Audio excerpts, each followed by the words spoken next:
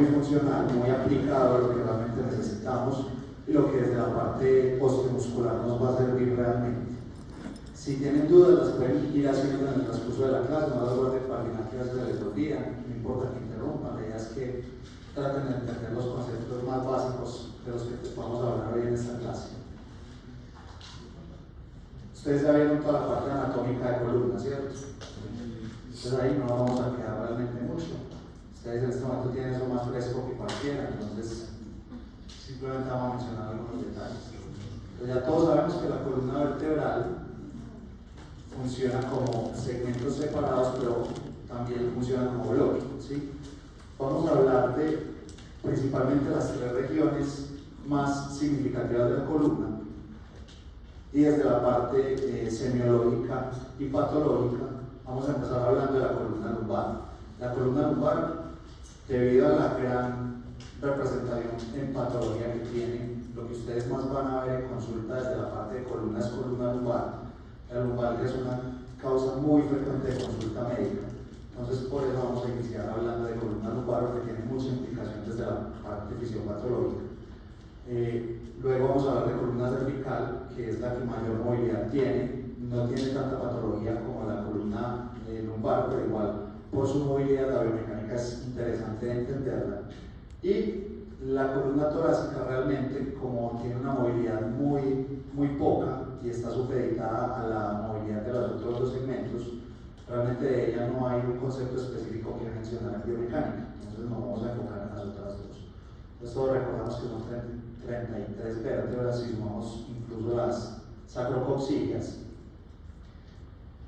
Es importante, antes de que empecemos a hablar de toda la parte biomecánica, recordar que la columna tiene ciertos aspectos anatómicos de la parte de angulaciones, de curvaturas que son normales en ciertas edades y son normales para ciertos individuos, pero también hay unas curvaturas que son patológicas y que me pueden desencadenar sintomatología no solamente en la columna, sino en las extremidades, tanto superiores como inferiores. Recuerden entonces, o bueno, ustedes todavía no han pasado por pediatría, pero posiblemente esto lo vieron en la parte de embriología o en la parte anatómica, y es que la columna tiene ciertas variaciones a medida que el ser humano se va desarrollando, a medida que va adquiriendo ciertas capacidades motoras. El bebé recién nacido tiene la postura que viene intrauterina, que es una postura de una cifosis completa, completamente está en cifosis esa columna, que es la primera que vemos a la izquierda, esta de acá.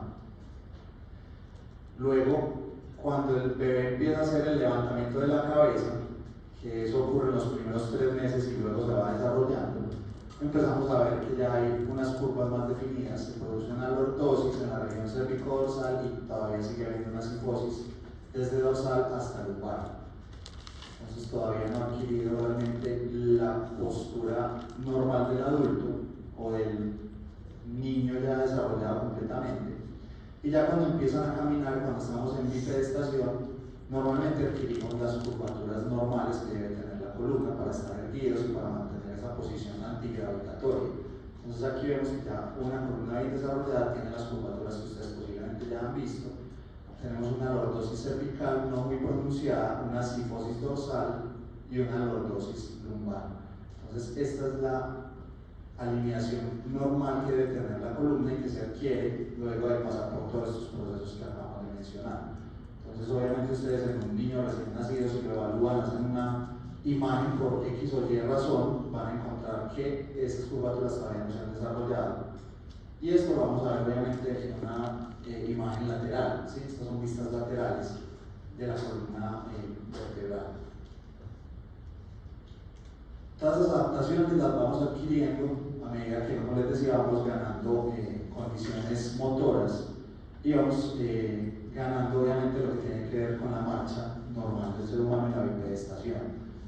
Toda esta estructura va a adquirir esas curvas siempre y cuando sea una marcha normal. Ustedes más adelante van a empezar a ver marchas patológicas que me pueden afectar todo lo que es las curvaturas de la columna, a pesar de que anatómicamente la columna esté bien. Entonces, por eso la biomecánica es tan importante de entender desde la punta del dedo gordo del pie hasta la unión de la cabeza con la columna cervical, porque desde ahí ustedes pueden entender mucho de qué es lo que está pasando con la parte osteomuscular de los pacientes. Entonces aquí vemos lo que mencionábamos ya un poquito más gráfico. Cuando el niño empieza a hacer esta elevación de la cabeza, empezamos a hacer una lordosis cervical, pero todavía tenemos una sifosis desde dorsal hasta lumbar.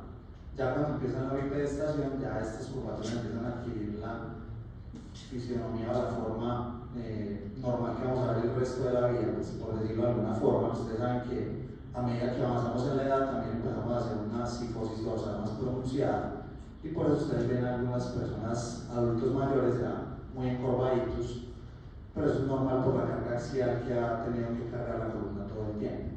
Lo normal es que ya en la edad escolar tengamos esa postura y la mantengamos, pues, por lo menos por gran parte de nuestras vidas. Todo eso, como les digo, entonces es una adaptación que hacemos a la marcha. Cuando hablamos de postura, a mí siempre me gusta tener un dummy, un modelo, que nos ayude a evaluar en vivo una columna. Entonces, ¿quién quiere ser el modelo? Doctora, ánimo. Advertencia, se debe quitar la camisa. ¿Sí está bien? Bueno. Entonces, vamos a hacerlo en vivo para que nos quede obviamente un poquito más claro. Aquí en la imagen, pues, muy sencillo. Siempre que hablamos de la postura y de esto, vamos a hablar mucho más de semiología. Y cuando hablemos de las maniobras especiales en los talleres de integración clínica, que es más adelante, vamos a ver cómo en toda la valoración osteomuscular es muy importante que aprendamos a descubrir alteraciones de la postura, y ahí vamos a identificar muchas cosas. ¿Usted ha sufrido algún problema en la espalda? Hasta hoy, ¿cierto? No lo había. Siempre. Que yo sepa hasta hoy. Todos los seres humanos tenemos alguna malalineación en la parte osteomuscular, todos, ninguno se salva. Es más difícil que ustedes encuentren a una persona simétrica, ese sí tómenle foto porque es muy raro. Entonces ustedes van a ver escoliosis, van a ver alteraciones de la lordosis, especialmente lumbar, y eso es casi que el pan de cada día. Las dismetrías, por ejemplo, ahí donde me ven a mí, entre más alta es la persona, más común que tenga una dismetría. Si ustedes me analizan bien, yo estoy como así, ¿cierto? Yo tengo una escoliosis porque el fémur siempre crece de una forma asimétrica. Y mi fémur derecho se disparó y el izquierdo tenía pereza, entonces quedé con la dismetría. Eso ustedes lo van a ver muy frecuentemente, vamos a ver si la doctora tiene algo de eso. Entonces, normalmente, ¿cómo hablamos la postura? Tenemos que tener una vista antero-posterior, se puede ver tanto anterior como posterior, pero siempre en ese eje transversal, y tenemos que tener una vista lateral. Las dos vistas siempre se deben de evaluar porque obviamente ustedes van a encontrar alteraciones en una o en otra, o incluso en las dos. Esta imagen, pues por eso a mí siempre me gusta hacerlo en vivo, porque hay cosas que son muy exageradas. Creo que, no sé si es en la próxima o es en una que tengo en semiología, que hay una persona, así como esos que venden cosas para adelgazar, que sale la persona primero así sacando barriga y después sale con los cuadritos, es algo así, son muy exageradas. Entonces con la doctora pues vemos que no compense de ninguna forma. Vamos a empezar entonces aquí, doctora, sin camisa, por favor. ¿Cómo es su nombre? Juliet. Juliet, ¿cuántos años? 19. ¿Qué me preguntabas? ¿Espalda o? Sí, primero la espalda. Se la voy a poner más fácil porque una espalda se da cuenta de más cosas. ¿Listo? Entonces Juliet tiene 19 años. Una de esas edades generalmente no le duele nada, no siente absolutamente nada. Pero, bueno, exceptuando los estudiantes de medicina que, como ya saben, les empieza a doler todo lo que les dicen en clase. Si uno siempre empieza cualquier cosa y me escucha, ya tengo cáncer por un dolor en un brazo y uno empieza a pensar en todo. Entonces vamos a ver a Juliet, ella posiblemente no siente nada. Si le encontramos algo, puede desencadenar un dolor más adelante si no se corrige, pero vamos a ver. Yo ya vi varias cosas, pero vamos a ir revisando. En la vista posterior, uno casi siempre encuentra cosas muy interesantes. Los que están a los lados es un poquito más difícil que otros. Los que están aquí de frente van a notar más fácil cambios en Juliet. Entonces, ¿qué empezamos a mirar nosotros? Ahí ver la alineación de la columna es difícil, pero ahorita vamos a ver algunas maniobras que nos pueden ayudar. ¿Qué ven ustedes atípico así a simple vista? ¿Cuál hombro? El hombro izquierdo está más alto. Entonces, ¿tiene este más bajo? ¿O tiene este más alto? ¿Y usted cómo sabe? Normalmente uno no se le sube un hombro, sino que se le debe de bajar. Puede Ok. ser, por ejemplo, que uno siempre lleve el corral al lado. Miren, doctor, Esa es la respuesta falsa que siempre dan todos. ¿Dónde cargas el bolso? A los dos. Se cayó tu teoría, ¿cierto? Por la gravedad. Eso pregunta, y la lleva haciendo 8 años. Eso se lo dice a alguien en alguna clase. No, él lo vio en TikTok. No. Estudiar medicina en TikTok, no. ¿De No qué sería lado más duermes? fácil. ¿De qué lado duermes? ¿De qué lado duermes? ¿Estás segura que duerme el 100% de la noche ahí? Sí, porque no me acuerdo. Y a veces paso. Bueno, tendría que ser que duerma como boca abajo, pero realmente eso no afecta mucho, afecta en otras cosas. Será porque simplemente soy derecha y escribo con este. Es derecha y escribe con ese brazo, entonces por eso lo tiene más caído, ¿no? Posiblemente es lo que les decía ahorita, es una disimetría. Doctora. Yo sí vi una vez en un video. Sí. Que lo ponen a uno. Momento. Pero que le decían a Fuente uno del que video. era- TikTok también. Sí. No, pero le decías a uno que, digamos que uno ponía como que los brazos así, que si hacía así, luego uno iba a estar más alto que otro. Entonces, pues eso tenía como una explicación lógica y era que uno hace como una hiperextensión del brazo y que los músculos pues iban a estar en cierto punto muy contraídos, pero lo que hacía era que los estiraba demasiado y por eso daba la impresión de estar más alto el brazo. Entonces, tenía... Cuando haces así. No, o sea, es que uno los ponía como así y salían como de un tamaño, uno como que estiraba el brazo y luego hacía así, este estaba más alto. Sí. Pero era porque se relajaba el músculo. Pero eso me explica esta postura porque ahí tenemos los músculos en la postura relajados, ¿cierto? Entonces aquí no. De pronto sí, si yo hago esto, sí. Pues yo hago esto también. Pero no tiene nada que ver con una postura relajada porque ahí simplemente los músculos están manteniendo su postura. Ahí no está habiendo contracción. Si hay una contracción leve de algunos músculos de esta zona que son para que usted no se vaya a los lados ni para adelante. Pero en la parte muscular de los hombros realmente no hay ningún tipo de contracción, ¿sí? Entonces ya vamos a entender un poquito más de eso. Entonces tiene un descenso del hombro derecho. Generalmente en semiología uno lo describe como descenso del hombro, no como ascenso, exceptuando que si hay casos, doctor, en que se sube el brazo, y es cuando a ustedes no les toca porque ya todo lo tienen en el celular. Cuando yo estudié medicina había que cargar Harrison, que era así, todos los libros eran gigantes y uno no los tenía sino en físico, en digital no estaba. Eso sí, pero era más complejo. Entonces, cuando usted carga mucho peso sobre un lado, ¿qué es lo que uno hace para que no se le caiga la maleta? Hace esto, ¿cierto? Entonces empieza a hacer hipertrofia del trapecio y otros músculos paracervicales y ahí sí vas a tener el hombro elevado. Eso se ve, por ejemplo, mucho en personas que trabajan espalda, que hacen trabajos de trapecio y que lo hipertrofian mucho y a veces lo hipertrofian asimétricamente. Pero en el caso de Juliet sí es un descenso del hombro derecho. Entonces biológicamente se escribe más fácil así, descenso del hombro derecho. Entonces ya encontramos una cosa. Vamos a seguir desmintiendo el TikTok de que es por la maleta. ¿Qué más miramos entonces ahí? ¿Qué otros puntos de referencia pueden utilizar en Juliet? Las escápulas. ¿Qué pasa con las escápulas?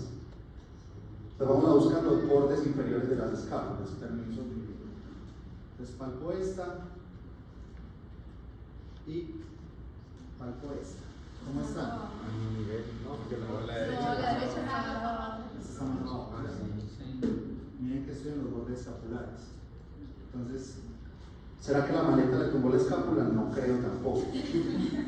Ustedes van a ver desde ahí. Puede ser por la posición de algún órgano, o sea, pues porque no sé en este momento cuando es generalmente ninguno que esté en una explicación lógica. Pero por ejemplo, el corazón. El corazón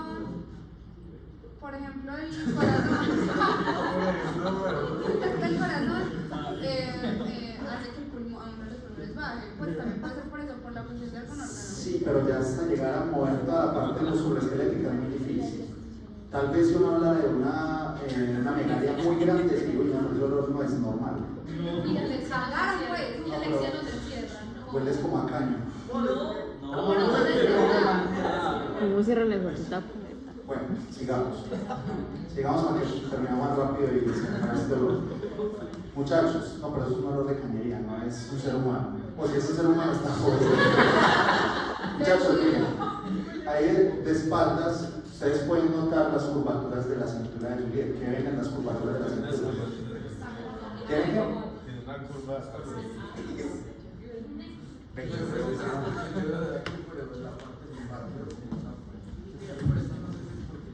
Y una rotación. Para mí, esta es bien hacia la izquierda. Miren muchachos, esta curva es mucho mayor que esta. Entonces esto también me habla de que si yo tengo un bloque y se me está doblando así, obviamente va a manifestar más curvatura en ese lado, ¿cierto? Porque se está yendo como si fuera un árbol que se está derrumbando hacia la derecha.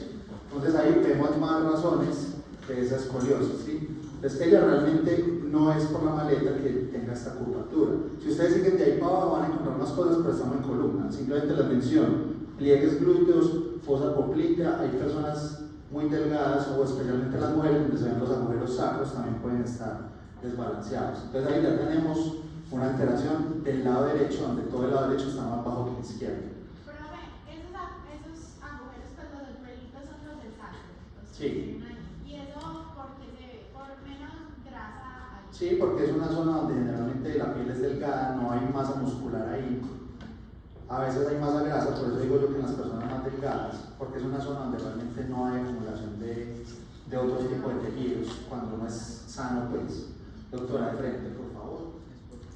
Pues, en la vista anterior también podemos encontrar cosas. Hoy, obviamente van a ver nuevamente que el hombro derecho está descendido comparado con el izquierdo, ¿sí? En los hombres podemos ver los pezones, la altura en la que están. En las mujeres no, por obvias razones, ¿cierto? Primero, pues porque no le vamos a pedir a una mujer que se quite el brasier para ver esa alineación, porque tenemos otras formas. Y segundo, porque la glándula mamaria tiene diferencias en tamaño, entonces nos va a variar, ¿sí? Miramos la región del codo, si están al mismo nivel, hasta donde llegan los dedos extendidos, y ahí tenemos mucha información desde la parte de postura.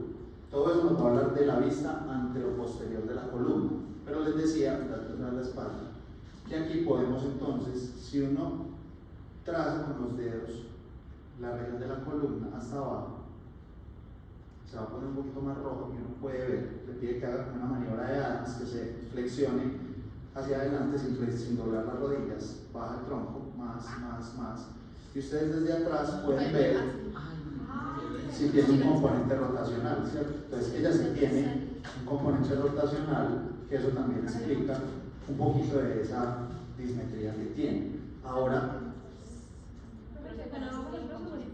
¿cómo? Así, no hay problema. Párate otra vez, normal. Medio marca. Miren que tiene un poquitico de escoliosis aquí, un poquito de desviación de la columna y tiene una convexidad del lado derecho, ¿sí?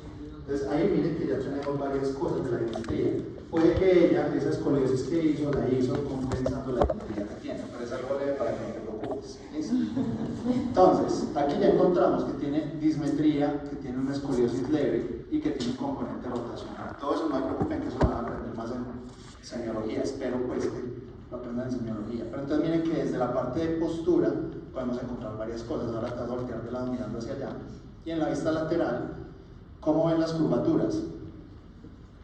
Juliet realmente no tiene exceso en ninguna de las curvaturas. No tiene, miren que la lordosis cervical es leve, es normal. No tiene casi sifosis dorsal y no tiene casi lordosis lumbar. Es una columna que está muy recta, pero digamos que eso no tiene ningún problema desde que ella, desde la parte de flexibilidad, no le afecte. ¿Listo? Entonces, obviamente ya cuando uno evalúa toda la postura, lo ideal sería un péndulo, tirarlo desde la región del conducto auditivo externo que pasa por la articulación acromioclavicular, por el epicóndilo lateral del codo, detrás de la cadera, por delante de la articulación de la rodilla y que llegue hasta el maléolo externo, como ven aquí esta que sería la normal.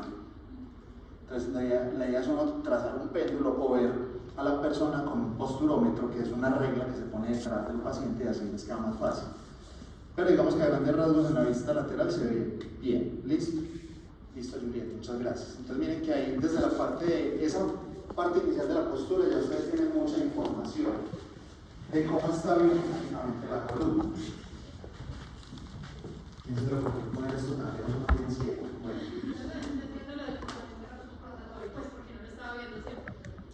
El componente rotacional de las alteraciones de la postura de la columna quiere decir que tienes uno de los del cuerpo un poquito más elevado que el otro. O sea que no solo la columna está elevada, sino que está un poquito rotada. Eso se llama componente rotacional. Pero eso tampoco es grave cuando es un componente rotacional leve como el que tú tienes. Por ahora.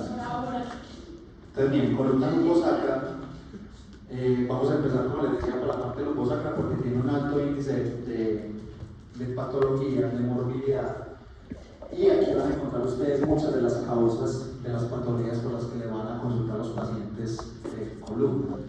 Entonces, ya esto para ustedes es muy claro. Tenemos un cuerpo vertebral, un disco intervertebral y otro cuerpo vertebral. Esto completo, o sea, el cuerpo de arriba, el disco y el cuerpo de abajo se llama una unidad funcional en biomecánica. Estas tres cositas son la unidad funcional de la columna lumbosacra, pero eso aplica para todas las regiones que tienen disco intervertebral. ¿Listo? Cuando hablamos del sacro, no. El cuerpo, el disco Y el otro cuerpo. O sea, tú tienes un cuerpo, el disco y el cuerpo de abajo, eso se llama una unidad funcional en biomecánica. Y ahorita vamos a describirlo un poco más.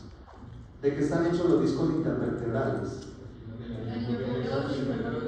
Y núcleo pulposo. Listo. Entonces tiene anillo fibroso, núcleo pulposo, que ahorita lo vamos a mirar un poquito más en la imagen.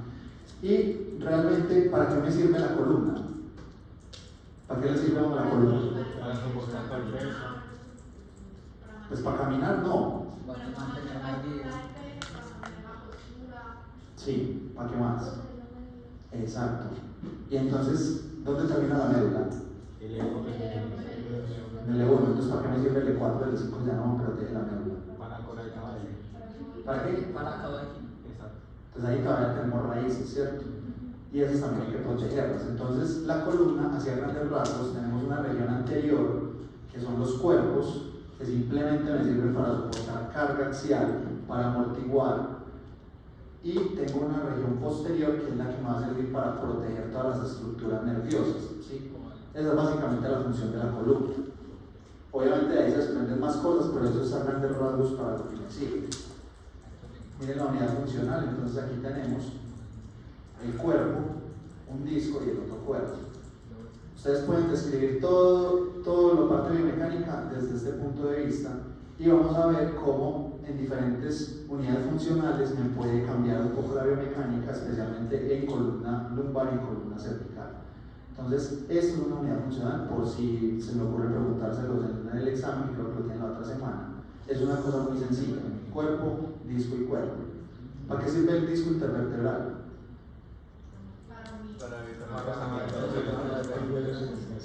Exacto, entonces tiene la misma función que tiene un menisco en la rodilla. Lo que hace es proteger. Si nosotros no tuviéramos discos intervertebrales, todo el movimiento que hacemos normal va a producir roce entre los dos cuerpos. Y ustedes saben que esa parte ósea articular tiene cartílago. Entonces, cuando ustedes escuchan que alguien dice que tiene artrosis, es porque el cartílago está desgastado. Entonces, si nosotros no tuviéramos discos intervertebrales, a los 10 años de vida todos tendríamos artrosis de columna, no toleraría caminar, no toleraría vivir prácticamente, porque para uno todos los movimientos implican algún tipo de roce en los discos, en los cuerpos vertebrales. Entonces, por eso es importante la función, además de mantener una hidratación por inhibición, que también vamos a ver. Entonces, miren, ya usted lo mencionó, doctora. Pura una pregunta, es que pues yo he visto como que hay gente que tiene mayor sensibilidad ¿no? en la columna. Sí. ¿Será que el periósteo o hay algún componente de las vértebras que sea más sensible que el normal? Más sensibilidad en la columna, ¿cómo así? Pues sí, es que por ejemplo las personas que tienen como ya de por sí como patologías o ni siquiera así, digamos pueden decir como que tienen un dolor. Entonces a veces dicen, bueno, a mí me ha pasado, que digamos mis tías. Esa es una pregunta personal. Bueno, en realidad. ¿Tienes una lumbar? No. Pero pregunto si hay algún componente sensitivo especial en la columna. No. Lo que pasa es que como van a ir viendo también en la parte de semiología, en la parte de talleres de integración, en la columna hay muchas estructuras que pueden doler. Muchas. Entonces, así como tú tienes una amiga, no le duele la columna, puede ser por causas diferentes, así el dolor sea parecido. Entonces, por eso es porque hay muchas estructuras involucradas. Y además recuerden que la columna, especialmente la lumbar, es un centro muy importante de gravedad. Entonces ahí se acumulan muchas fuerzas y eso implica que haya dolor. Entonces, bueno, esto ya lo saben: anillo fibroso y núcleo pulposo. El núcleo pulposo, obviamente, pulposo, yo no estoy con el pulposo. El núcleo pulposo está rodeado de todas estas banderitas del anillo fibroso que cuando se rompen son las que producen la hernia discal, que es una de las causas de dolor lumbar y de radiculopatías que vamos a ver. Entonces ya lo mencionamos, la función del disco es evitar, miren, esto es una carga axial, todas las cargas que estén de arriba hacia abajo se llaman cargas axiales, y lo que me está haciendo es evitando que haya un roce entre estas estructuras. Esta es una de las causas por las cuales a los niños no les permitimos hacer trabajos de fuerza con cargas axiales. Ustedes han escuchado que los niños que hacen gimnasio se quedan enanos, ¿cierto? Eso no es del todo cierto, pero los niños que hacen cargas axiales sí pueden afectar los núcleos de crecimiento y pueden hacer que tengan una talla final menor, pero es por eso, no es por hacer gimnasio. O sea que, por ejemplo, un niño de 9 años no le puede decir que quiere hacer barras sobre el hombro. Carga axial no, o sea, me pasa que cuando dices barras, mucha gente lo puede interpretar en barritas, en hacer esto, ¿cierto? Ese no es tan grave. Eso sobre el hombro. No, lo ideal debe ser un trabajo de cargas axiales, cualquier tipo de pesas por encima del nivel de los hombros, es cuando ya haya sacado los núcleos de crecimiento. 15, 16 años, antes no.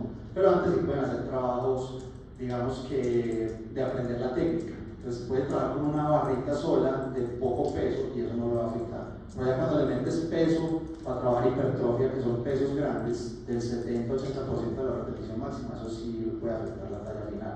A no ser de que usted por algún motivo lo quiera enano, ¿cierto? Ahí sí le podría servir.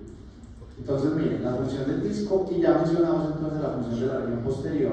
Miren aquí, pues que yo desde acá no veo casi, ni desde cerca, pero voy a tratar. Aquí lo que les mencionaba de una hernia discal, cuando ustedes tienen la salida del anillo, del núcleo pulposo por fuera del anillo, si la hernia va hacia el agujero de conjunción, me va a afectar la parte de las raíces, y esto es lo que se llama una radiculopatía, por eso se llama radiculopatía, porque es una enfermedad de la raíz nerviosa. Esta es una de las causas, porque hay muchas posibles causas de una radiculopatía. Aquí vemos otra que se llama exostosis.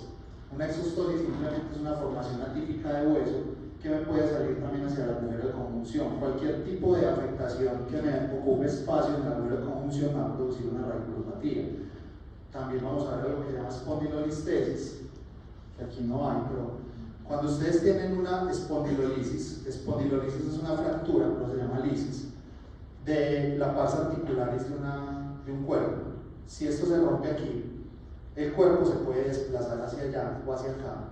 Se llama una retrolistesis o anterolistesis, depende de para dónde se vaya. Entonces, ¿qué pasa si este cuerpo se me desplaza comparativamente con este? Me va a afectar estas raíces que hay acá. Entonces, miren que hay muchas posibles causas para una radiculopatía. Lo que la gente le dice la ciática o la asiática puede tener muchas causas y no siempre es una hernia discal. Eso también lo vamos a ver en semiología, de cómo puede hacer uno para diagnosticar si es un lumbago normal o si es una radiculopatía realmente. Y no todas las radiculopatías son del S1, no todas son del nervio ciático, hay otras. ¿Cómo están dispuestas las facetas articulares en la región de la columna? Entonces, miren que las facetas articulares están con una angulación diferente según el tipo o el segmento de la columna que estemos evaluando. Nos interesa por ahora la de la región lumbar, miren que están con una angulación más recta y esto va a afectar la parte de movimiento, como vamos a ver enseguida. Entonces, ¿qué me limita o me facilita el movimiento en la columna lumbosacra? Miren las facetas articulares, cómo están articuladas, y en este sentido me van a limitar los movimientos de flexión lateral y los de rotación, no tanto los movimientos de flexoextensión. Entonces recordemos antes de hablar de esto cuáles son los movimientos de la columna lumbar. Deben estar por acá. Esto debería estar antes, pero bueno, vamos a mencionarlo. Entonces, ¿qué movimientos tiene la columna lumbar? Tengo movimientos de flexoextensión y flexión lateral. ¿Cómo es una flexión de columna lumbar? Sencillo, simplemente flexión del tronco. Es esto, es una flexión de columna lumbar. Así ustedes digan, pero es que está flexionando todo, pero el movimiento se está generando desde este punto. Obviamente de ahí en bloque, como les decía, la parte dorsal va a seguir el movimiento de la columna lumbar, pero el movimiento se va a originar aquí como vamos a evaluar. ¿Qué es una extensión? Simplemente hacer esto, una extensión. Entonces, si analizamos desde ese punto de vista, las facetas articulares no me van a afectar tanto el movimiento de flexo-extensión porque ellas simplemente se van a deslizar, ¿sí? Van a hacer este movimiento. Pero, ¿qué pasa si yo hago una flexión lateral? Ahí sí las facetas van a chocar, entonces me limitan los movimientos de flexión lateral. Y los movimientos de rotación también van a estar un poquito limitados porque las facetas me van a dar un bloqueo de movimiento. Entonces, esas facetas articulares, cuando yo hago muchos movimientos de rotación, miren aquí por ejemplo en la flexión lateral lo que pasa, hay unas que se abren, pero hay otras que se chocan. Entonces la que se choca es la que me está limitando el movimiento. Generalmente la que se choca son las ipsilaterales, o sea, si yo hago una flexión lateral hacia el lado izquierdo, las facetas del lado izquierdo están chocando, mientras que las del lado derecho se están abriendo un poquito. Entonces esto es lo que tiene que ver con la parte de facetas articulares, aquí lo estamos viendo. Ya estábamos hablando entonces de los agujeros de conjunción. Recuerden entonces que por esos agujeros de conjunción es por donde salen las raíces, y las raíces no solamente están en la región lumbar. Ahorita que hablamos de la parte cervical vamos a ver que también hay unas raíces, en la parte dorsal también, pero las que más afectadas están casi siempre son las raíces lumbares, son las que ustedes más van a ver comprometidas y donde más van a ver radiculopatías. Miren aquí por ejemplo en las flexiones. Dijimos que las facetas no tienen ningún compromiso para el movimiento de la flexión. Pero ¿qué pasa si yo hago una flexión profunda lumbar con los cuerpos vertebrales? Entonces miren, aquí tenemos, hablando nuevamente de las radiculopatías, hay personas que tienen mucha hiperlordosis, ¿sí? Ustedes han visto que a las mujeres les gusta porque se ven más caderonas, ¿cierto? O más nalgoncitas, se ven así, porque tienen la hiperlordosis. Incluso a algunas les gusta tomarse las fotos así para el TikTok de mi compañero. Y eso simplemente aumentar la hiperlordosis. Pero ¿qué pasa con la hiperlordosis? Las personas o las mujeres que sean muy caderonas, se van a dar cuenta que les va a doler la espalda a medida que avancen los años. Porque usted con una hiperlordosis empieza a hacer toda una afectación de toda la parte muscular y además, por esta hiperlordosis, miren que en la hiperlordosis se supone que la curva está así. Entonces, ¿qué estoy haciendo yo? La parte posterior del cuerpo se está comprimiendo, me está disminuyendo el espacio del agujero de conjunción. Entonces, esa es otra causa de una radiculopatía por hiperlordosis. Entonces, en una persona que usted sospecha que tenga una radiculopatía, puede ponernos en un movimiento de hiperextensión o de lordosis para que comprima y aparezca el síntoma radicular, que es cuál, un corrientazo o un dolor que se irradia por toda la extremidad. Mientras que si yo hago la flexión, y muchas personas con hiperlordosis con radiculopatía le van a decir a usted, doctor, es que yo hago así y descanso. Por esto es que descansa, porque cuando usted hace la flexión, lo que va a chocar son la parte anterior, pero vas a liberar todo el espacio de la agujero de conjunción. Entonces eso desde la biomecánica también explica porque hay personas que con el dolor lumbar, al hacer esto, sienten un descanso. Es porque obviamente desde esa parte biomecánica estás liberando el agujero de conjunción. Entonces ya hablamos de los movimientos, vamos a ver entonces qué me limita o qué me libera los movimientos. Ya mencionamos las facetas laterales, pero ahora entonces vamos a hablar desde la parte de flexo-extensión. Ustedes que ya vieron anatomía, aquí hay un montón de ligamentos, pero vamos a hablar de los principales desde la parte biomecánica. Entonces, cuando yo voy a hacer una flexión, para hacer la flexión, tengo algo que me va a limitar el movimiento. Entonces yo aquí tengo el ligamento superficial posterior, que cuando yo hago una flexión profunda él no me va a estirar más, ¿cierto? Entonces me va a limitar más y bueno, párele ahí y ya no me da para más.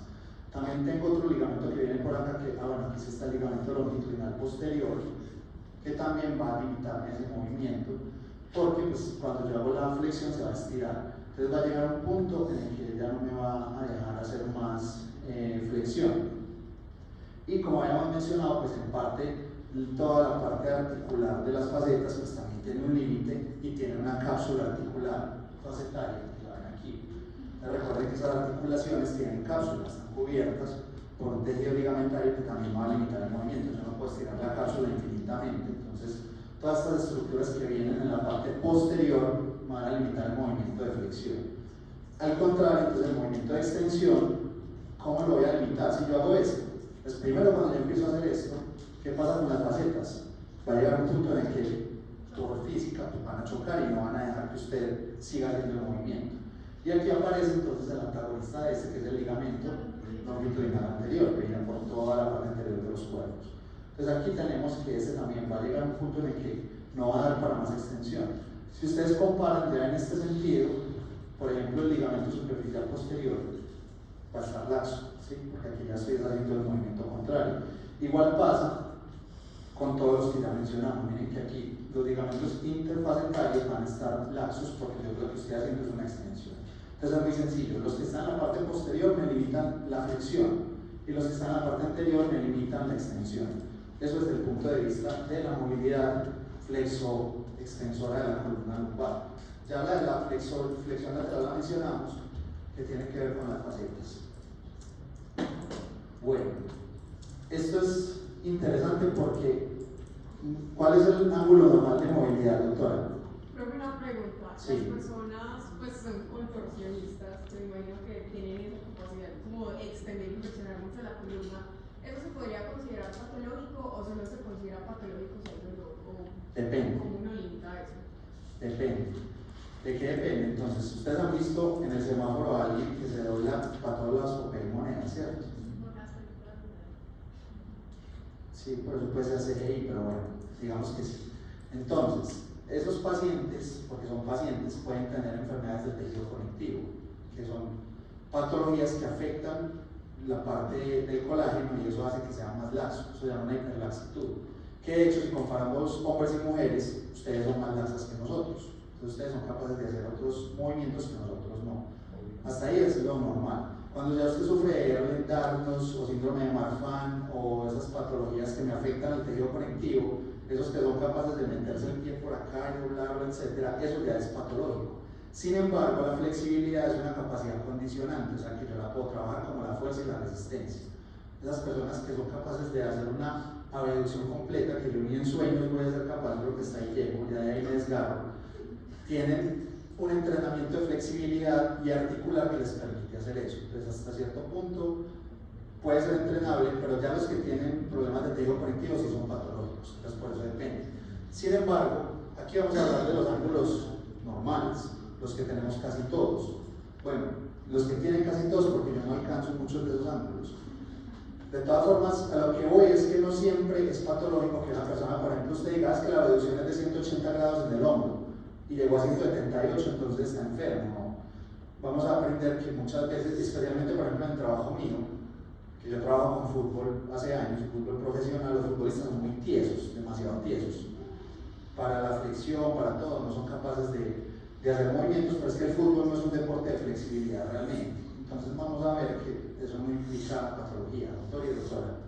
Cuando usted decía que esa flexibilidad es una capacidad entrenable, pues eso implica, no sé, por ejemplo, mayor producción de colágeno dentro del cartílago o... Sí, dentro del cartílago no tanto, porque es más la parte de las fibras ligamentarias y de las musculares la que cambia.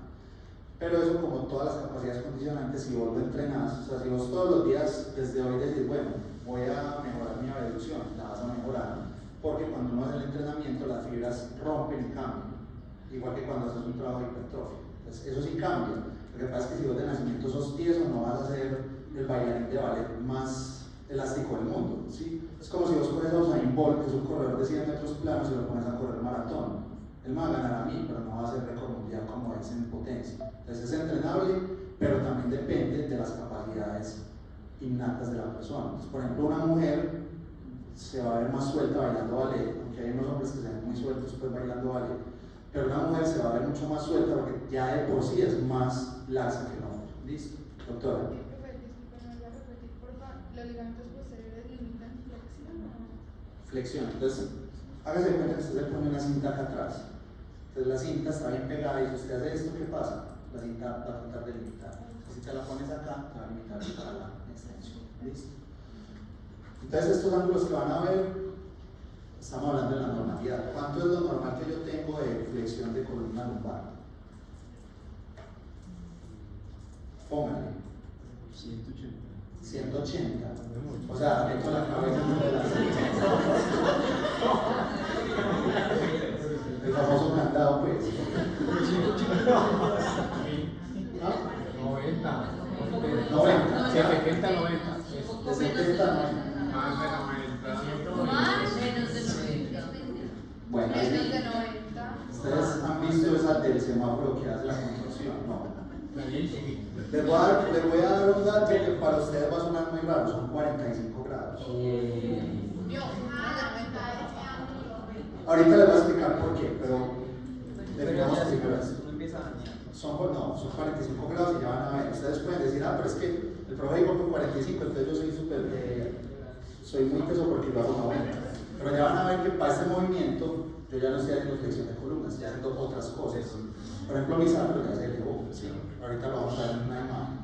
Entonces miren, de esos 45 grados, ¿qué es esto que hago aquí? No más. Esto es lo que tengo de flexión lumbar, solamente esto.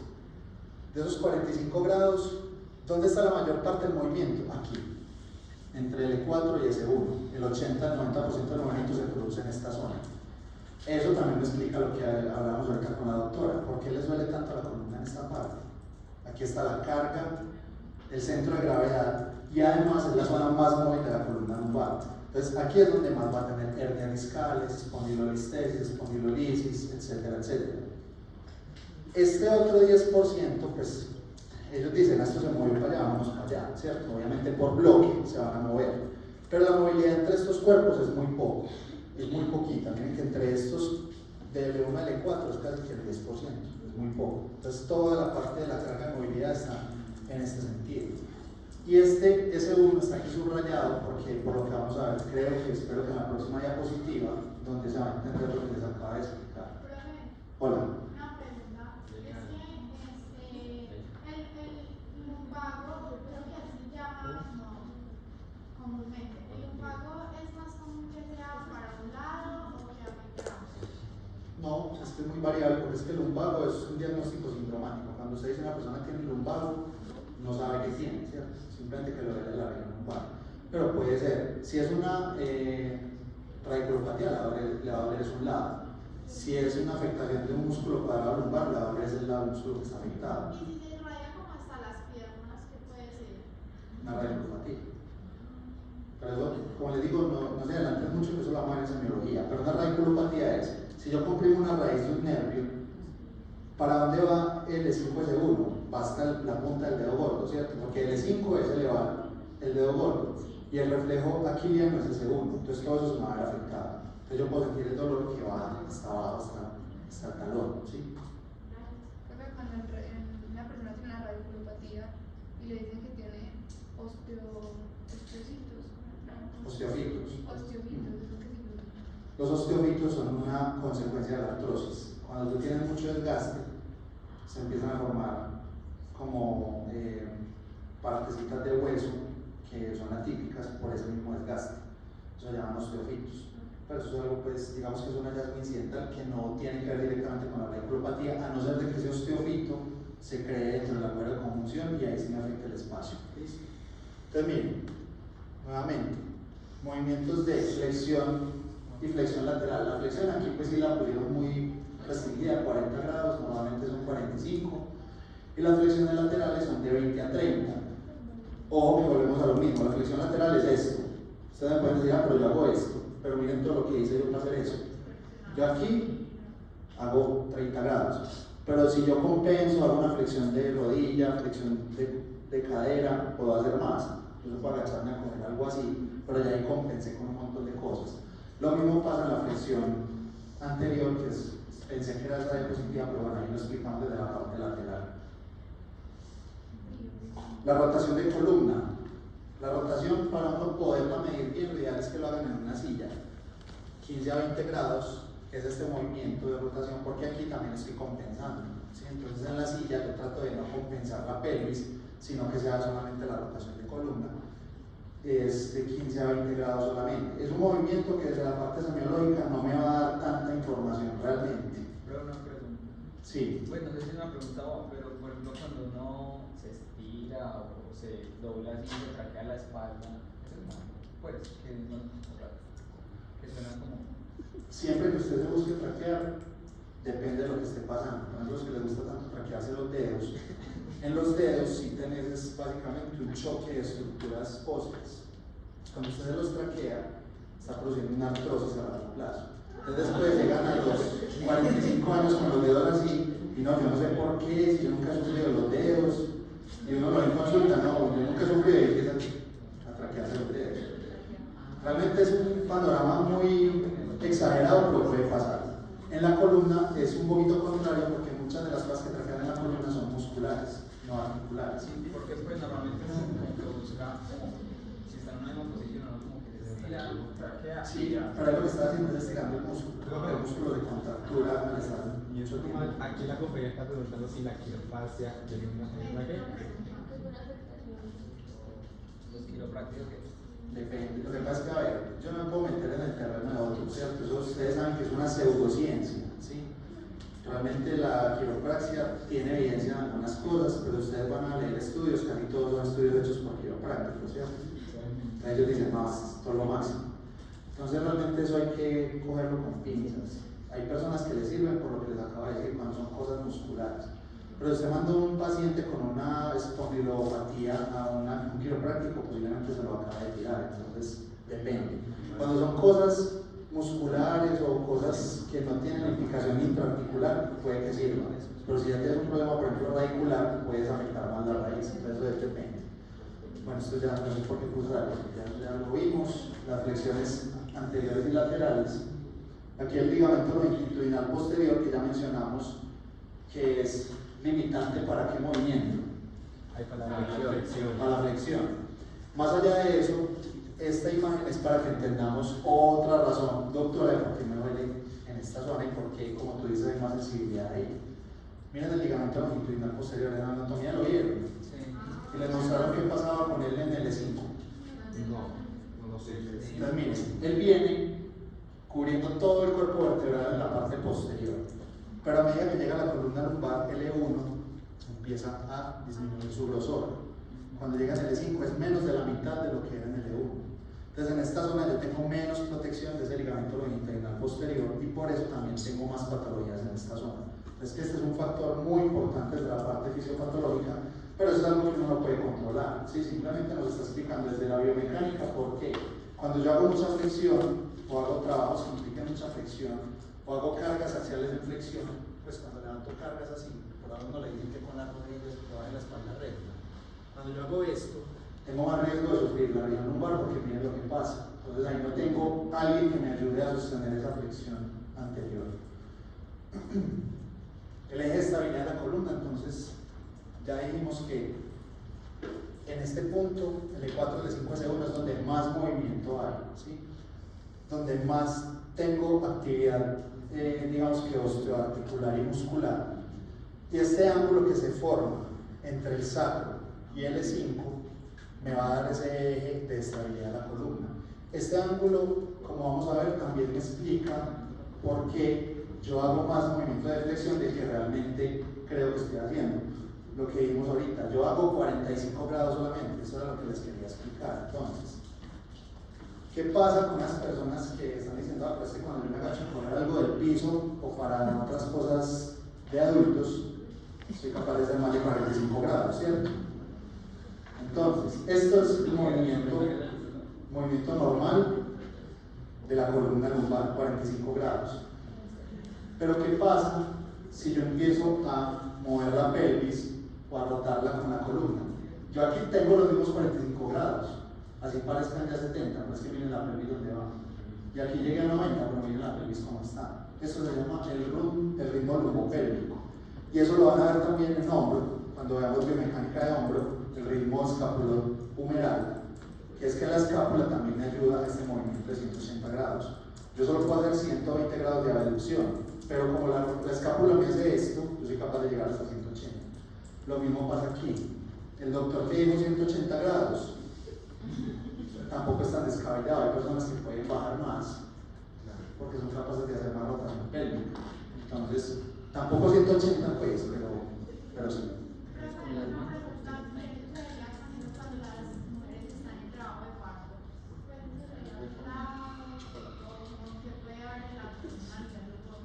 Pero ¿por qué en trabajo de parto? Es que cuando está en trabajo de parto ya está aquí acostada y no tiene para estar haciendo flexión, ¿cierto? Pues es que yo veo que a veces llegan y hacen como mera flexión como así para sacar el... O sea, que las ponen en cierta, como que las ponen en cierta posición, como por el sacro y eso, pero yo no sé por qué. Pero simplemente es para verticalizar un poquito el sacro para que no te estorbe en el canal de salida. Obviamente, si tú hablas de una mujer que tiene 8 o 9 meses de embarazo y tiene esta barriga, pasa lo mismo que con el bíceps.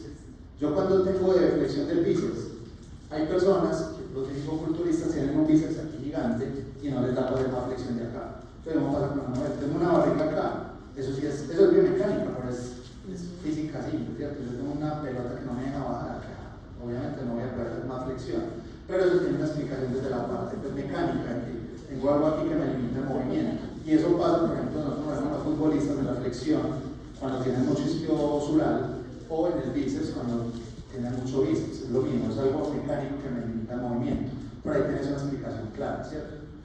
Obviamente una mujer en embarazo, pues, le va a costar mucho llegar a esto.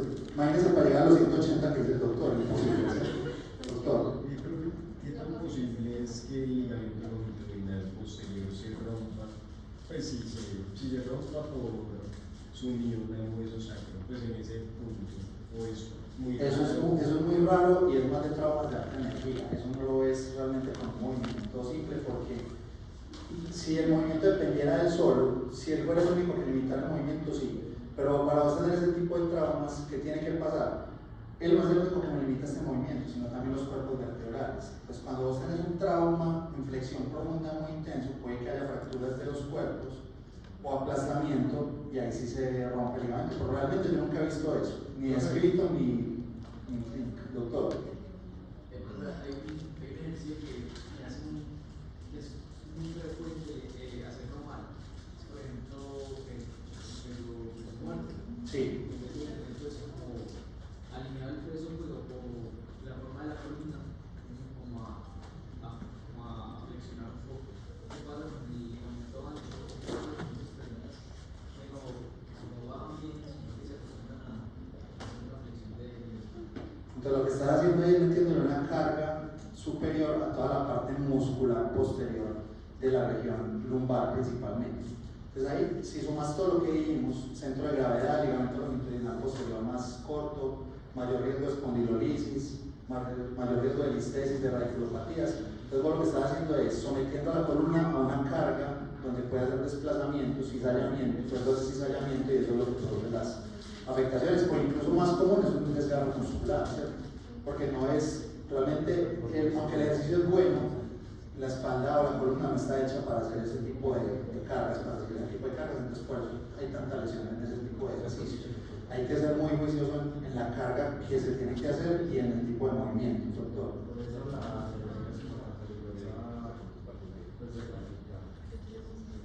Lo que pasa es que todos los deportes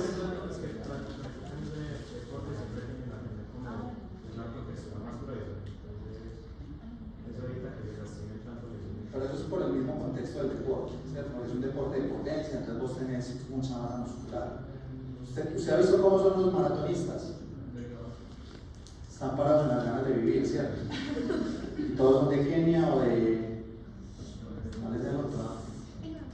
No, son dos países, pero bueno. Los etíopes y los keniatas son los que siempre ganan. Son flaquitos, pero no es porque sean de allá, es porque es un deporte de resistencia, ¿sí? Mientras que los deportes de potencia, como es Usain Bolt, es una mole así gigante, ¿sí? Pero los deportes de potencia, las fibras tipo 2 te dan más hipertrofia, entonces es por eso. Pero la halterofilia, igual que cualquier deporte, muchachos, si ustedes hacen el gesto inadecuado, se van a lesionar. Pero la halterofilia, como es una carga axial muy alta, se hace mucha espondilolistesis, o sea, quiebra mucho las vértebras y las desplaza. Por ejemplo, el campeón colombiano Figueroa le pasó eso, él está operado y tiene una platina en la región lumbosacra porque tuvo una espondilolistesis. Bueno. ¿Por qué lo pregunto? ¿Algunos fisioterapeutas recomiendan hacer una articulación, digamos, de rodilla en vez de, digamos, de que uno se agache girando la pelvis? No entendí. O sea, en fin, cuando uno se agacha generalmente hace este movimiento. Lo que yo decía ahorita. Pero porque hacen que lo vienen a hacer un movimiento de... Eso lo acabamos de explicar, entonces lo unimos un pedazo de la clase. Entonces, mire, ahorita les mencioné, cuando uno hace este movimiento de hiperflexión, y más si usted va a levantar una carga, recuerden todo lo que hemos mencionado, centro de gravedad, ligamento longitudinal posterior más delgado, mayor sitio de movilidad ahí entre L4, L5 y L1, todo eso va a contribuir a que tengas más lesiones en la región lumbar. En cambio, si vos haces esto, no estás haciendo una hiperflexión, no estás sometiendo a la columna a cargas. Siguiendo esa lógica, porque la pelvis está diseñada para hacer ese tipo de rotación, ese ángulo, pues, el que No, nos gana. ella está diseñada para hacerlo, pero no para hacerlo y cargar cosas. Ok. ¿Sí? Ella está diseñada para el movimiento, para cosas que uno necesita. Lo que pasa es que uno, bueno, los hombres casi no tenemos para qué estar así en esta posición, pues. ¿Sí? Pues, lo normal es que uno normalmente coja las cosas en esta postura, con la columna recta. Lo que pasa es que uno ergonómicamente está muy mal preparado para todo. Por ejemplo, yo los veo a ustedes y más que uno está mal sentado. Pasa lo mismo. No es que la columna esté diseñada para eso. Uno tiene unos ángulos de movilidad. Yo, por ejemplo, tengo un ángulo de movilidad de rotación interna, pero yo normalmente cómo cojo las cosas o cómo lanzo algo. Yo no lanzo las cosas así, pero yo tengo un hombro que es capaz de hacerlo. Entonces no es que esté diseñado para eso, sino que uno igual tiene que cuidar el movimiento del cuerpo. No sé, pues de alguna manera la fuerza de los miembros inferiores puede influir en el dolor lumbar. Pues digamos que la pierna tenga un fuerza que otro. 1000%. Hay dos cosas. Una se llama la pubalgia. Cuando yo tengo mucha fuerza en los aductores y muy poquita aquí, empiezo a jalar para abajo y estos para arriba no jalan y produce pubalgia. Lo mismo pasa acá. Si yo tengo muy buena fuerza en los isquiosurales, pero en la parte lumbar no tengo fuerza, voy a afectar mucho esta zona. Entonces, por eso los mejores ejercicios que uno hace en la vida para lo que sea es todo el core, para la zona central. Bueno, preguntas asociadas a la clase, pues que ya estamos. Bueno, haga pues las suyas. Yo iba a preguntar ¿cuál es el tratamiento más eficaz para tratar la hipertrofia cervical? No hay tratamiento cervical. Sí, pues, Lo que pasa es que si ya es una condición tuya anatómica, eso no se trata, ¿cierto? Ya tienes la hiperlordosis. Entonces, ¿uno qué hace? Fortalece toda la musculatura que está alrededor para que el peso lo soporten los músculos y no la columna. Pero no es que yo diga, "Ay, voy a hacer esto y me va a quitar la hiperlordosis". No, realmente no. Muchachos, vamos a avanzar, que no hemos pasado de columna lumbar y cada nos falta la cervical. Creo que la otra es más sencilla. Parte muscular. Ustedes ya todos vieron la anatomía muscular, entonces lo entienden. Recuerden que los músculos dorsal ancho van a permitir los movimientos de rotaciones según en qué lado esté contrayendo, para qué lado. Miren cómo van las fibras. Entonces yo contraigo este, voy a rotar para allá, ¿cierto? Entonces son antagonistas. Yo contraigo esto, voy a rotar para este lado. Si yo los contraigo los dos, ¿qué pasa? Voy a mantener la postura, pero no me voy a rotar para ningún lado, una contracción isométrica. Miren que aquí tenemos los glúteos, que los glúteos son ¿qué? ¿Para qué sirve un glúteo mayor? ¿Cuál es la función?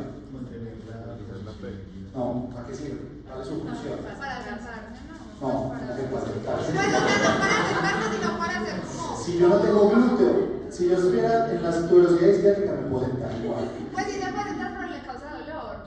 No, o sea que es una almohada pues para sentarme. Muchachos, el glúteo es un extensor de cadera. Todas las mujeres que van al gimnasio, usted las ve haciendo así, es para sacar glúteo, ¿sí?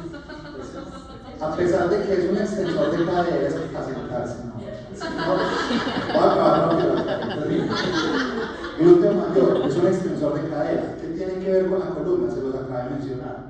Este glúteo mayor también va a dar la estabilidad de esta región posterior. Entonces, toda la parte de la cadena posterior, como lo llaman los fisioterapeutas, viene desde toda la parte lumbar. Me incluye la parte glútea y la parte isquiosural. Entonces, no pueden despreciar esta parte.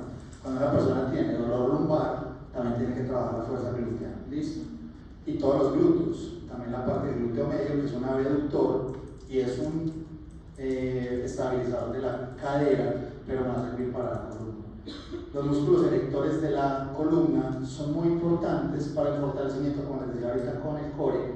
Y aquí vemos uno que es anterior, que es los músculos abdominales oblicuos, que tienen también la función de rotación. Entonces yo tengo los oblicuos que vienen en este sentido, y hay unos que son internos, otros son externos, ¿sí? Y vienen las fibras en diferente dirección. Entonces, si yo contraigo nuevamente las fibras de este lado que estoy haciendo, estoy trayendo para este lado. Pero los que vienen acá tienen un efecto antagónico. Entonces, curiosamente, el oblicuo externo de este lado y el interno de este lado me van a girar para el mismo lado, porque tienen las fibras, yo creo que hay una imagen, tienen las fibras en el mismo sentido. Y si no, está en la desmiología, pero bueno, no está. El punto es que los músculos oblicuos, simplemente ustedes ven cómo van las fibras y me van a explicar hacia qué lado me muevo. Entonces, el interno de un lado con el externo del otro me hacen el mismo movimiento y viceversa, obviamente, para el otro lado. ¿Cuáles son los músculos que me ayudan a hacer la flexión lateral y la flexión anterior? Para la flexión anterior, ¿cuál es? Fácil. ¿Ah? Recto abdominal principalmente, ¿cierto? Recto abdominal al contraerlo me hace esto, hablando solo del tronco. Aquí tenemos el psoas ilíaco, que es un potente flexor de cadera, que también me va a ayudar para la flexión anterior.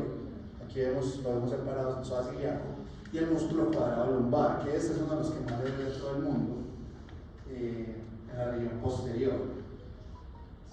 Eso ustedes ya lo vieron. Miren aquí entonces tenemos los músculos, bueno, sí estaba la imagen, creo que es esta.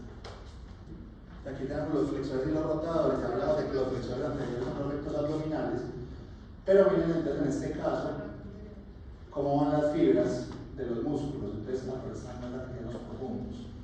Entonces aquí vemos los rectos abdominales que tienen este sentido, pero aquí vemos entonces los músculos que son los rotadores, que son los oblicuos, que es la que sigue. Esta caminadera, miren aquí, esta divisa. Entonces, recto abdominal, muy sencillo, todos entendemos que es para esto. Pero cuando hablamos entonces de los músculos oblicuos, miren aquí los músculos oblicuos externos de este lado y los internos de este lado. Miren que la fibra va por el mismo lado.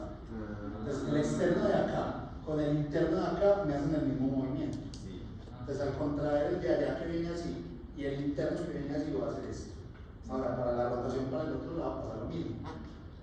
Si yo reviso los internos de este lado, vienen así, y los externos de este lado vienen así. Miren lo de hecho, acá está. ¿Sí? El externo viene así, entonces el interno, si sacáramos acá, lo veríamos en este sentido. Y los músculos transversos, si son unidireccionales, así, yo lo contraigo, si yo contraigo este, me voy a girar para allá. ¿Listo? Entonces ahí, pues, como para que entendamos este concepto de los oblicuos. Una pregunta, estos que están encima del abdominal externo, ¿ese es el cerrato anterior? ¿Qué? Este vendría a ser el cerrato anterior. El cerrato está más arriba. Arriba sí es el cerrato, los abdominales están más abajo. Y la verdad es que el cerrato también viene hasta acá, hasta la parte posterior. Recto abdominal ya lo mencionamos. En el oblicuo mayor y el oblicuo menor, miren que en este caso, cómo está la disposición de las fibras, transverso. Aquí vemos a la doctora, ¿cómo es? Jenny, Janet, Juliet, más o menos, ¿cierto? Esto es una escoliosis, esto sí es una escoliosis, pero esta es congénita, esa no es postural. Miren la imagen de ese pobre niño, ese sí no está fingiendo. Esa se parece más a Juliet. Miren esas escoliosis, estas son escoliosis que la diagnostica el vigilante del hospital, pues para eso no hay que estudiar medicina. Estas son alteraciones congénitas de cuerpos en cuña, entonces obviamente esa persona tiene una escoliosis por la morfología de su cuerpo vertebral. Eso realmente es raro, no es algo común. Pero ¿y esa cómo se corrige? Esta cirugía.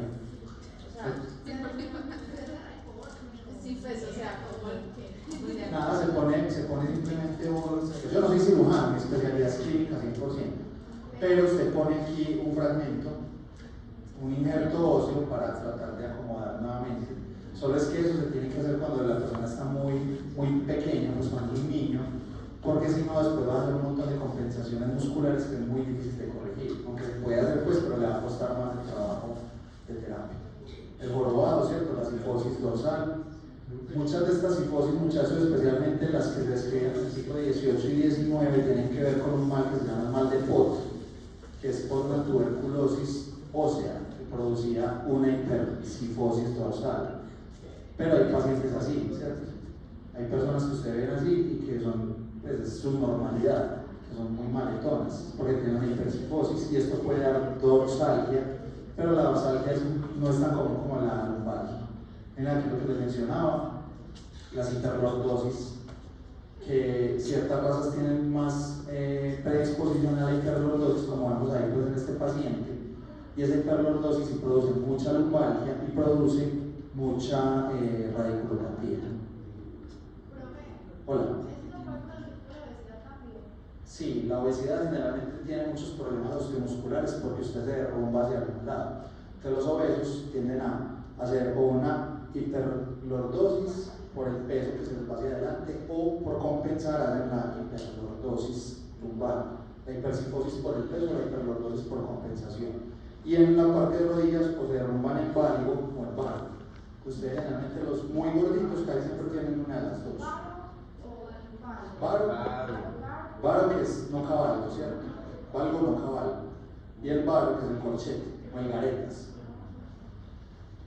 Que eso la mueve, que es en biomecánica del miembro inferior. Pasamos a las vértebras cervicales. ¿Dudas en la parte lumbar? Esta es más cortica, pues creo. Nuevamente tenemos la unidad funcional, es lo mismo, ¿sí? Cuerpo, disco y cuerpo. Exactamente lo mismo, ahí no cambia la cosa. En este punto, las estructuras de protección son 1000% importantes comparadas con la columna lumbar. Si yo tengo una radiculopatía de disco, pues me duele y puede que camine hacia arrastrado. Pero ¿qué pasa si yo tengo una sección aquí? Chao, ¿cierto? José Muero queda con el profesor Montoya, que ganó con Caldas la Libertadores, no sé si lo han visto, está en una silla de ruedas, tiene una traqueostomía, jodido porque le metieron un balazo por acá por robar. Entonces en este caso, obviamente las estructuras de protección son muy importantes. Aquí, a diferencia de la columna lumbar, la movilidad es mucho mayor, pero la patología es menor, o digamos que menos representativa en la parte de los registros médicos. Cuando ustedes están hablando de columna cervical, ¿cuántas raíces tenemos? 8. Eso yo no sé por qué clipallares, ustedes no conocen aquellos. Ella era la jefe de movimiento y postura hasta el año pasado. Ella insistía mucho, explíquenles que es que el C8 es la raíz. Pues eso ustedes lo saben todo, ¿cierto? Cuando hablan de C8 siempre es la raíz. Son 7 cuerpos, pero tenemos C8. Pues siempre ustedes vean un C8, está hablando de la raíz cervical. Entonces tenemos 7 cuerpos vertebrales cervicales. ¿Son parecidos o no? Pues, son muy diferentes, desde C3 para abajo son iguales, pero según mi C2 son las, digamos que, los hijos raros de la columna. ¿C7 qué?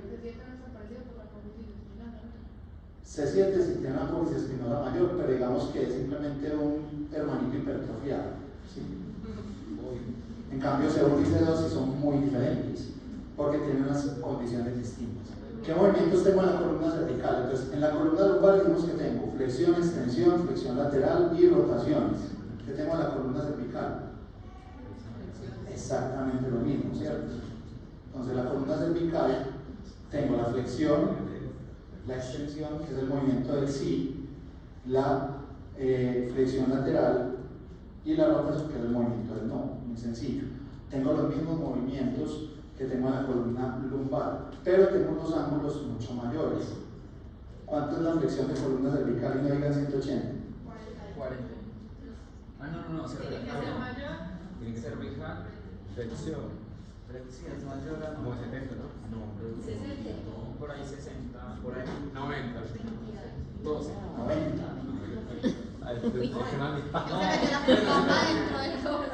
Para hacer el 90, usted me dice que esto es 90, pero ahí qué hizo para hacer 90. Ya se hizo.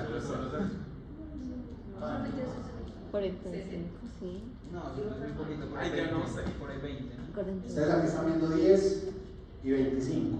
La verdad no. Bueno, aquí dice 10 y aquí dice 25. Imposible, ¿cierto? Yo hago más de 10, pues de flexión. Pero ustedes leen, estoy hablando del movimiento occipito-acroideo solamente. Sin embargo, la mayor parte del movimiento está ahí. Como vemos en columna en el E4S1, aquí casi todo el movimiento se da en esta zona. El movimiento de cabeceo principalmente. No el de rotación. El de rotación es más de C2, donde lo vamos a ver. Este movimiento de cabeceo casi que todo está dado en la región atlanto-occipito-acroidea, perdón. Y en la parte acroidea con la odontoides hay otro porcentaje de movimiento. Ustedes miren aquí ya, me lo parece un año. Sí. Ah, no, aquí se ve mejor. Entonces, esta diapositiva no es mía, eso es viejísimo, pues. Qué horror eso ahí como está escrito. Miren el movimiento, entonces, como les dije, la mayor parte está dada en la región occipito-acroidea, casi todo el movimiento de la columna cervical. Entonces, en esta zona tengo una extensión de 25 grados, la flexión de 10, todo lo que les acabo de mencionar, y no hay rotación. Entre el cráneo y C1 no tengo rotación, ¿listo? Pero tengo un gran porcentaje de flexoextensión. La rotación atlantoaxoidea, lo que les decía ahorita, entre C1 y C2 es del 90%. O sea, este movimiento es casi exclusivo de C1 y C2. La extensión entre estos dos es de 0 a 10, la flexión de 0 a 5. Hay un deslizamiento de flexión y extensión entre C2 y C7. ¿Qué quiere decir eso? Que los otros simplemente mueven con C1 y C2. ¿Sí? Entonces, nuevamente es parecido a lo que hablamos en la columna. Entonces, ojo que todo el movimiento está dado aquí. Miren aquí. Es obviamente fácil de entender que la rotación sea entre C1 y C2 por la coficisoantoides, ¿sí? Simplemente tengo un cuerpo girando sobre como una pirinola, mírenlo aquí. Entonces esto me explica que el movimiento de rotación el 90%. El otro día lo explico por el movimiento en el resto, ¿sí? Entonces, generalmente aquí ya se hizo pues, el giro sobre C2 y por eso los otros son deslizamiento. Y entre C7 y T1 o D1 no hay movimiento, ¿sí? Entonces, generalmente casi todo el 100% del movimiento está dado entre C1 y C2, entre la base del cráneo y C2. Entonces, no me han dicho cuánto es la flexión del cuello. Flexión cervical, ¿cuánto? 60, muchísimo. 70, muchísimo. 45. Tú dijiste que era más de 45. Yo dije, yo aquí estoy más de 45. O sea, en el ejemplo que estaba poniendo, por ahí vimos. ¿Cuánto tenía en la parte occipito-acroidea? Tenía 10. Luego entre los otros se sumaban otros 15, más o menos 25. Lo que pasa es que ustedes pueden decir, pues lo hago más. Para ahí volvemos a la compensación. Realmente el movimiento de cabecero solamente tengo hasta 30 a 45 grados máximo. Depende mucho de la latitud. ¿Y de extensión cuánto tengo? Máximo 25 grados. Y si ustedes arrancan desde la zona neutra, porque es que ustedes me pueden decir, es que vea yo todo lo que tengo, pues estás arrancando desde extensión. Desde la zona neutra, el movimiento es supuestamente mayor de extensión, pero eso hay que saberlo medir desde un punto exacto. Pero realmente a mí de qué me sirve tener esos datos. Ustedes van a encontrar ángulos diferentes en todos los arcos de movilidad. En el hombro que hay siempre 180, por ejemplo, en el paciente 170, 160 y que puede que no sea patológico. ¿Qué es lo que yo tengo que mirar? Que realmente sea funcional, que la persona pueda hacer los movimientos básicos pues, para funcionar normalmente. Con los músculos del cuello es muy parecido a lo que hablamos en la región del tronco. ¿Qué pasa con los músculos posteriores? ¿Para qué me sirve? Si yo contraigo acá, ¿qué estoy haciendo? Extensión, ¿cierto? ¿Y qué pasa si contraigo los anteriores? Flexión. ¿Qué tiene de fácil esto? Que muchos de los anteriores se llaman recto anterior. Entonces, los anteriores tienen nombre anterior y los posteriores tienen nombre posterior. ¿Cuáles son los que nos complican un poquito? El esplenio, el de los trabalenguas, el esternocleidomastoideo. Porque estos son músculos que me ayudan. Este esternocleidomastoideo, ¿para qué me sirve? Miren dónde está acá lateral. No rotar, flexionar. Si yo contraigo este, hago este. Pero entonces, ¿qué pasa si yo contraigo los dos? No, porque la va a mantener si yo estoy haciendo este. Flexión. Pero a pesar de que el esternocleidomastoideo es un músculo lateral y no anterior, me ayuda a la flexión cuando se contraen los dos a la vez. ¿Listo? Los músculos escalenos, miren que tienen más o menos la misma función de flexión lateral, mientras que los músculos homioideos y estenoideos son músculos que son más, ahí sí, rotadores. ¿Cómo hacen flexión los dos esternocleidomastoideos? Usted tiene dos tiras acá. ¿Qué pasa si las jala las dos? Hace esto. Pero ¿qué pasa si jala una? Hace esto. Pero si se pega de la mastoides y se agarra de aquí, no lo tira aquí. No, porque es que están en este sentido, ¿sí? Entonces lo que van a hacer es tirar hacia abajo, no tirar hacia atrás, porque él tiene o sea, tira hacia adelante, ¿sí? Entonces al estar así, en este sentido, si vos los contras van a hacer esto. Pero si se agarra de aquí atrás y de aquí adelante, si yo pongo una pita y tiro y contraigo las dos. No te va a jalar para atrás porque es que la mayor parte del músculo tiene un sentido anterior, ¿sí? Y fuera de eso es que ellos no son flexores ellos solos. O sea, cuando usted hace la flexión lo hace con los músculos anteriores. Y ellos se contraen los dos. O sea, si usted contrae los dos, pero todo esto no va a ser flexión. O sea, ellos son unos sinergistas de la flexión. A lo que vamos es que cuando usted contrae los dos no puede hacer un movimiento de flexión lateral, sino que va a ser más sinergista de la flexión anterior, ¿sí? Entonces, usted tiene estos dos músculos acá. Es que mire aquí la posición. Por este ángulo que tiene, si el ángulo fuera en este sentido, fuera de acá hacia acá, sí sería más fácil que me haga una extensión. Pero ha ayudado de los músculos posteriores, porque estos son los realmente extensores. Estos son los realmente flexores. Este simplemente es un sinergista que me va a ayudar cuando se contraen los dos a la vez. ¿Qué pasa si entonces yo tengo los dos contraídos, pero tengo más contracción de los posteriores? Ahí va a ser un sinergista de la extensión, pero no es un potente ni extensor ni flexor. Él es un potente flexor lateral. ¿Listo? Eso depende de cuál sea la fuerza o el vector que más tengas aquí. Porque es, digamos que en cierto sentido es un músculo neutral, porque no está ni hacia la extensión ni hacia la flexión. Pero cuando vos los contraes los dos, lo que estás haciendo es una carga axial hacia abajo.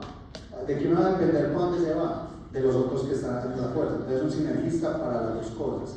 Lo que pasa es que normalmente uno lo ve como sinergista de la flexión, no de la extensión.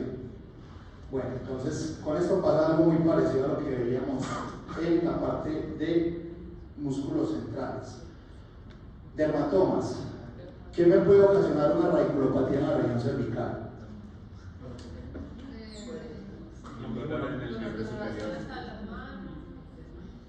Esa es la parte clínica, pero ¿qué me origina una radiculopatía cervical?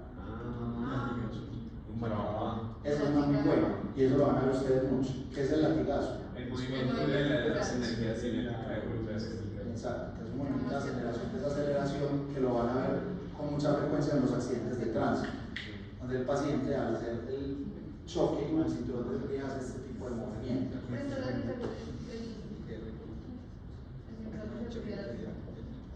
No es tan funcional. Sí, lo que pasa es que yo ahí sí no me meto pues porque no es mi terreno, pero realmente hay personas que dicen que es más dañino de lo que sirve, que es un invento de los japoneses para vengarse de la bomba atómica. Yo no sé qué es. Realmente por la física de un trauma, de un accidente, sí sería más dañino para la región cervical por ese tipo de movimiento. Pero es que igual la fuerza cinética que vos traes no depende tanto del cinturón, depende de la velocidad a la que usted conduce y el golpe de la desaceleración que... Yo no sé físicamente si tendría algún efecto tener un cinturón en el golpe, pues, porque yo creo que fuera que sería súper incómodo para manejar. Pero realmente sí lo que describen en ese tipo de accidentes es que el cinturón de seguridad puede ser más dañino para ese tipo de trauma específico, para el trauma del latigazo. ¿Qué más me puede provocar? Bueno, ¿y qué pasa con el latigazo? Bueno, listo, yo hago ese movimiento. ¿Qué pasa entonces ahí? Entonces, los pacientes ustedes lo van a ver con una rectificación de la lordosis, entonces llegan así, con la parte recta, de la columna recta, no con la lordosis, sino que se rectifica. Y generalmente puede haber esguinces de los ligamentos o puede haber incluso luxaciones de los cuerpos, que eso es un poquito más grave. Entonces, en todo ese sentido, por ese desplazamiento que yo hago de los cuerpos, puedo hacer una radiculopatía cervical. ¿Qué más? Una persona dijeron que cuando pasa el latigazo se laceran las vértebras en sí, o sea, como si laceran un partido con un cuchillo. Pues eso sí es una cosa pues, de un trauma impresionantemente fuerte, ¿sí? O sea, no es lo usual. Lo normal en traumas de no tanta alta energía, porque es que ese paciente ya llega muerto, ¿cierto? La necropsia, ay, mira, se partió la vértebra. Pero estamos hablando del paciente que les va a llegar a ustedes vivo a consulta, que es el que llega con la rectificación de la lordosis, que ustedes le pueden hacer una radiografía y sale normal.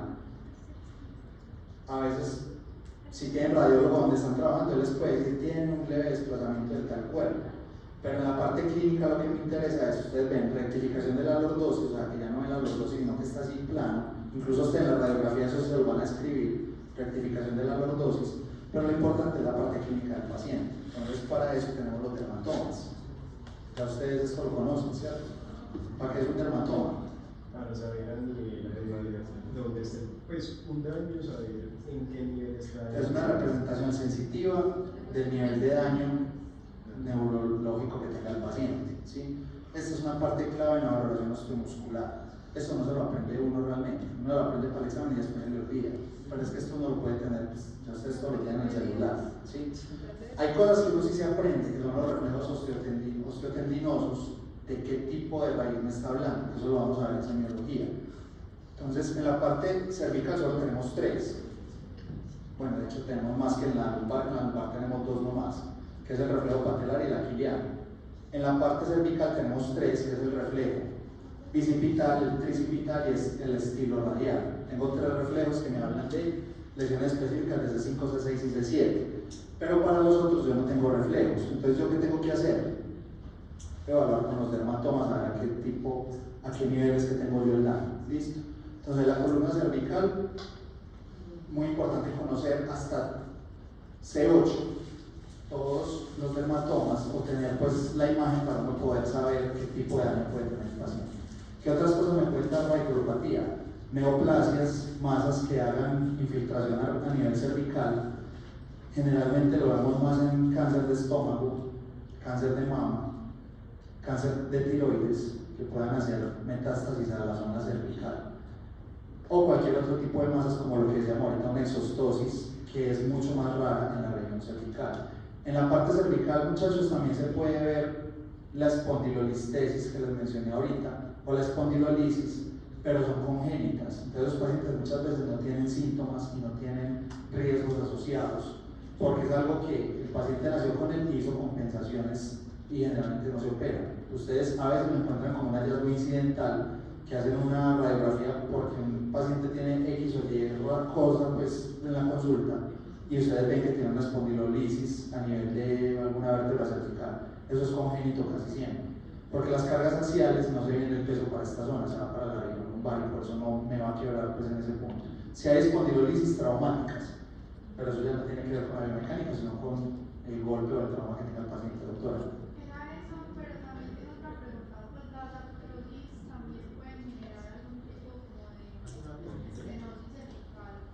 ¿La qué? La artrosis.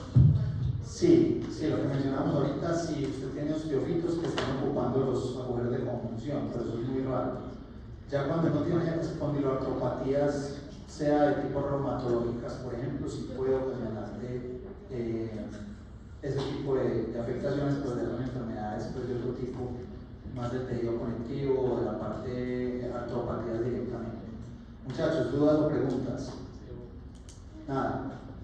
¿Todo muy claro o todo muy confuso? Listo, muchachos. Entonces, realmente pues la biomecánica es compleja, pero por